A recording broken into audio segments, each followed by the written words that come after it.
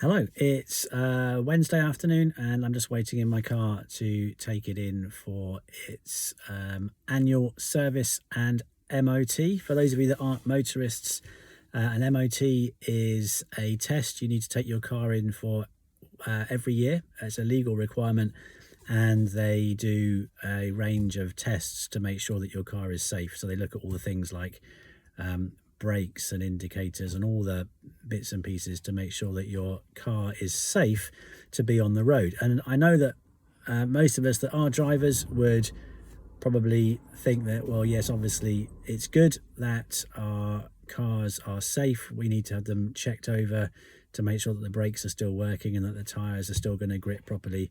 But I wonder how many of us, if it wasn't a legal requirement, would maybe not get these things done every year. I know if you're anything like me, there are things that don't have to be done.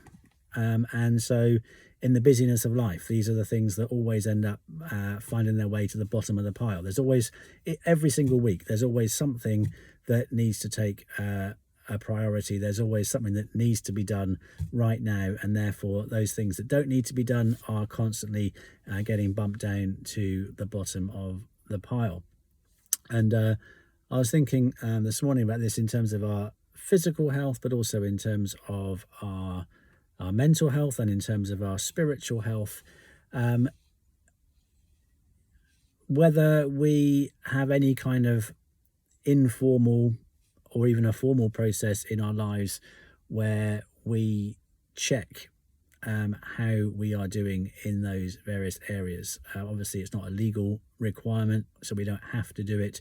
But whether we simply just drift through life and never actually stop and check to look at our spiritual health, or to look at our mental health, or even to look at our physical health, and just make sure that everything is okay. And if it's not, how do we put it right?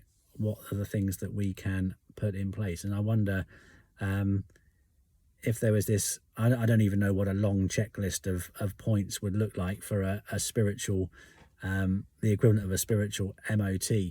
But I'm sure that there are some things that will spring to your mind as I mention that, in terms of your own spiritual health, that maybe there are some signs that we're aware that things aren't quite what they should be, but there are other things that appear more important, and therefore doing anything about that just keeps on getting bumped down to the list. Well, hopefully the car will sail through with flying colours this afternoon.